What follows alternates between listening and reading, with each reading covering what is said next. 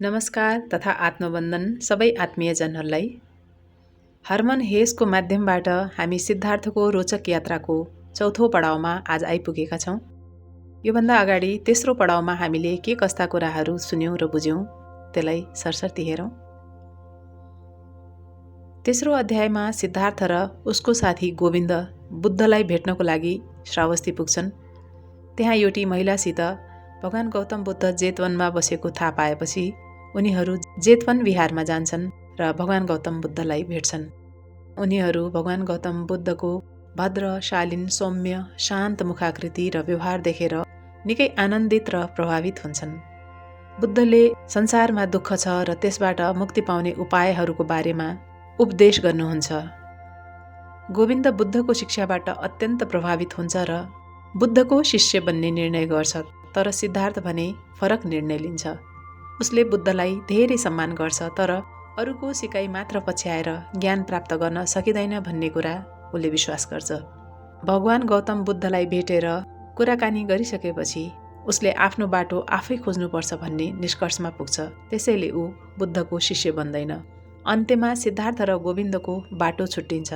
गोविन्द बुद्धसँग बस्छ भने सिद्धार्थ आफ्नै आध्यात्मिक यात्रामा अघि बढ्छ। अब आजको यस चौथो बिसौनी जसको नाम रहेको छ जागरण। यस अध्यायमा सिद्धार्थले बुद्ध भगवानलाई छोडेपछि आफ्नो बाटोमा आफै हिँड्ने निर्णयलाई अझ स्पष्ट पार्छ।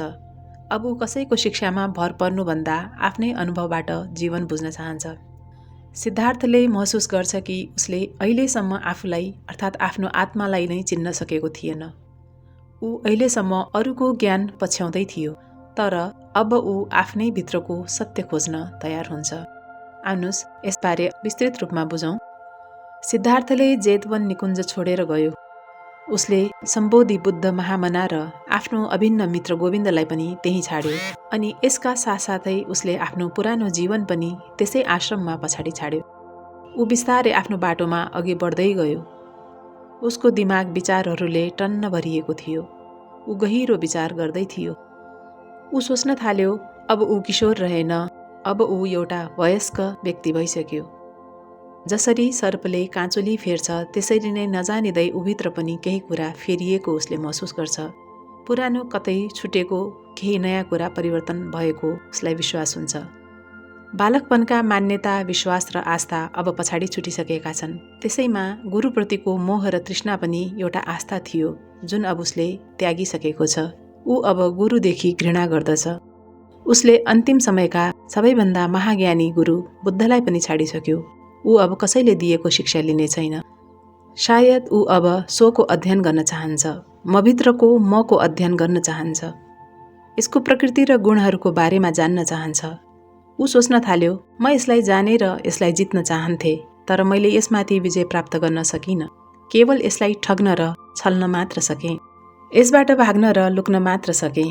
वास्तवमा भन्ने हो भने मेरो विचारलाई मेरो स्वभन्दा बढी र नजिक संसारको कुनै पनि कुराले ढाकेको छैन। म अरूभन्दा फरक र पृथक छु किनकि म सिद्धार्थ हुँ। त्यसैले म यस संसारमा कुनै पनि कुरालाई आफूभन्दा बढी जान्दिनँ।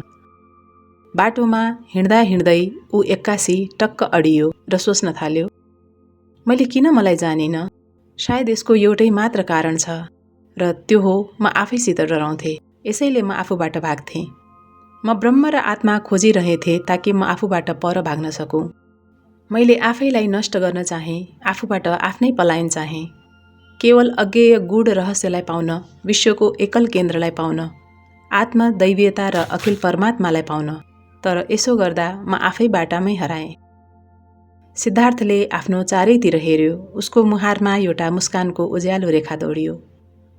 कुनै लामो सपनाबाट बिउजिए झैँ एउटा जागरणको आभा उसमा फैलियो। एउटा कर्तव्यको निश्चितता भइसकेको मान्छे जस्तो। अनि एक्कासी ऊ फेरि चाँडो चाँडो हिँड्न थाल्यो। अब म कहिल्यै सिद्धार्थबाट भाग्ने कोसिस गर्ने छैन। अब म कहिल्यै मेरा विचारहरूलाई आत्माको चिन्तन र संसारको कष्टमयतामाथि सोच्न खर्च गर्ने छैन। म अब कहिल्यै आफैलाई भत्काएर ध्वंस गरेर यसको खण्डहरबाट कुनै रहस्यलाई प्राप्त गर्ने लोभ गर्ने छैन।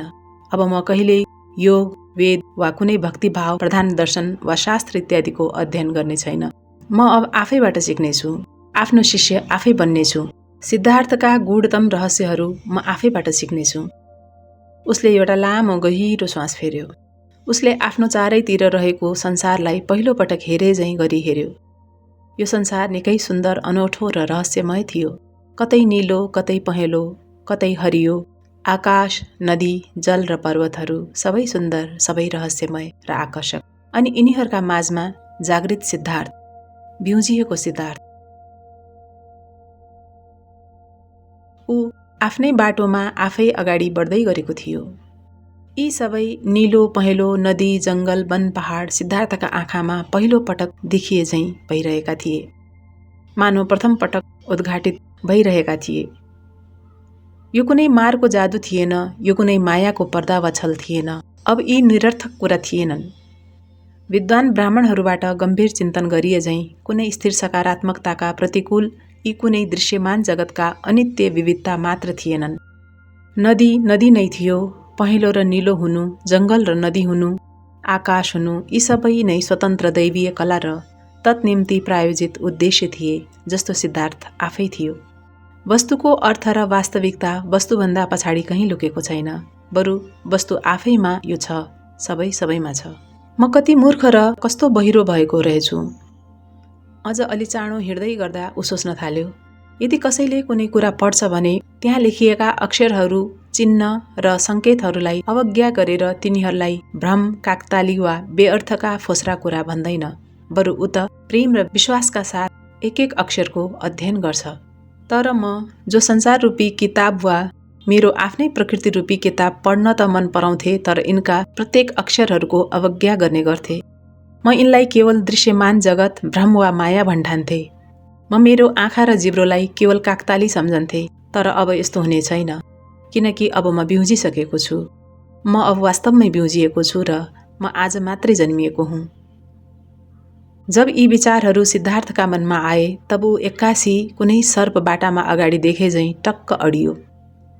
गौतम बुद्धलाई भेटेर फर्किँदा एकपटक उसको मनमा विचार आएको थियो कि अब ऊ आफ्नो बुवाको घर फर्कियोस्। यतिका वर्ष जङ्गलमा सन्यासीको जीवन बिताएपछि अब उसलाई आफ्नो पिताको सामिप्य र घरको चाहनाले एकपटक लोभ्याएको थियो। तर फेरि ऊ सोच्न थाल्यो, अब म कुनै साधु फकीर रहिन, म कुनै पुरोहित पण्डित पनि रहेन, म अब कुनै ब्राह्मण पनि रहेन। म घर गएर बुवासँग के गरौँला?